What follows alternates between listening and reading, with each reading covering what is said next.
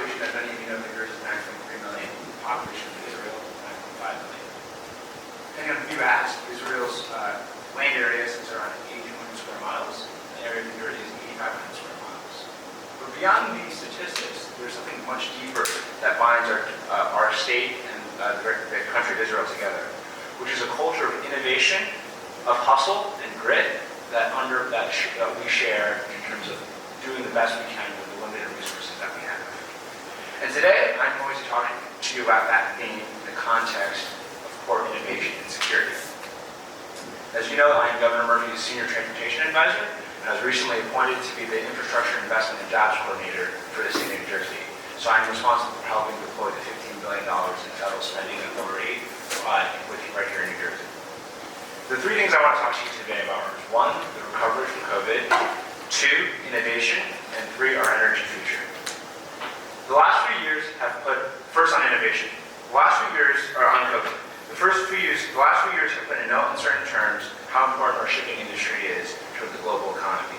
I want to thank the Port of Ashdod for its continued partnership as we clear supply chain disruptions and work to get back to the regular course of business. As you all know, the Port of Ashdod did exceptionally well, with a 100% increase in profitability over the last 2 years. The Port of New York, New Jersey, similarly, was the busiest port on the East Coast in 2022.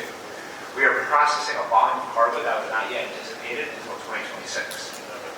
This increased pressure on the supply chain shows a need to further invest in automation, as Ashdod did with automated cranes.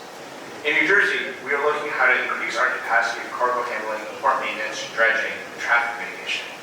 Sometimes innovation is as simple as doing an old process a little bit smarter. So to that end, we did two things in New Jersey. We invested $44 million, led by the Port Authority, to modernize Port Newark in terms of highway access. In addition, we raised the Brayton Bridge so Super Panamax ships can flow through and avoid bottlenecks. Being proactive rather than reactive, these were all things that happened in 2019, 2018, before the pandemic, allowed us to have contingencies built in for unanticipated events. Next is innovation. Our port is geographically limited. Just try driving here, right? The traffic was insane. You can't really expand our footprint. And so how do we double our cargo capacity with the limited space that we have? And to me, the way that this was explained to me, and I hope you all appreciate the analogy, is you're trying to put 20 pounds of potatoes in a 10-pound bag. You can't necessarily put more potatoes. The bag doesn't get bigger. The bag expands, it's going to break. So how do you put that many potatoes in such a limited bag? What you have to do is you put 10 pounds in or 5 pounds in, clear that 5 pounds, and then bring in another 5 pounds or 10 pounds. So you have constant throughput. And the way that you do that is the only way you can work faster is if you work smarter. The public sector has a bevy of data, right? We are rich in data, but poor sometimes in analysis. And data without analysis is not information. We cannot make informed decisions on that. And I really do look to Israel. I'm inspired by Israel in terms of how much innovation they have in their public sector, working across agriculture, telecoms, and security to incubate new ideas. In New Jersey, we have three really exciting initiatives that help the strategic sectors in the state to link our companies to the future. So one is the New Jersey Evergreen Fund, which is putting matching dollars to support VCs along key areas of interest.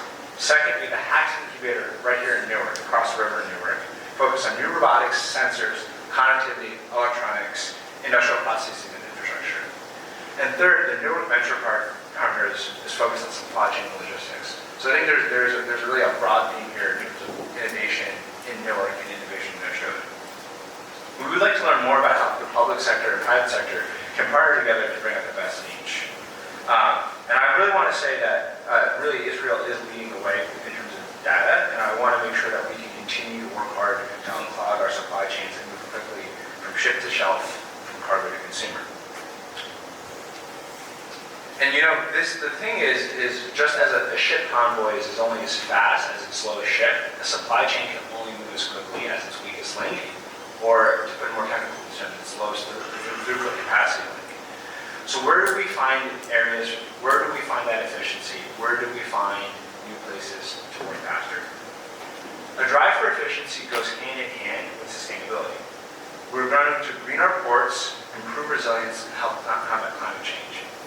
So one of the things that I really look forward to, right, and this is unfortunately a 10 to 15 year project rather than a 10 to 15 month project, is putting better throughput on our highways from the ports. What that means is platooning trucks, infrastructure, technology to essentially move trucks faster, potentially in some sort of automated fashion along the busiest areas to make sure that we have greater throughput through our ports.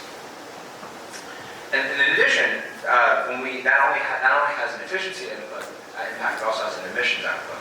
And you know that here in New Jersey, we are investing in our energy future. We have partnered with Ørsted to have a groundbreaking wind purchase and marshaling that energy in South Jersey.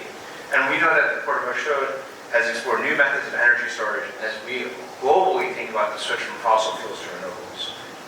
In America, we are in this unique moment between thinking about the second and third life cycle activities. Instead of replacing a bridge, how can we think of new types of infrastructure?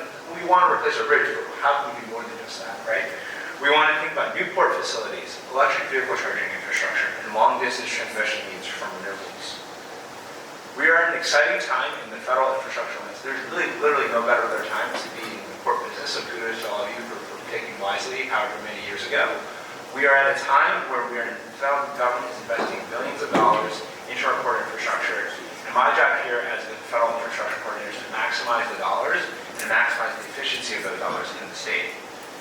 That means investing not just efficiently, but intelligently, maximizing the dollars in terms of our return on investment and making sure that we keep the environment in first place. Really appreciate New Jersey City University for having us here together and so that we can continue to collaborate.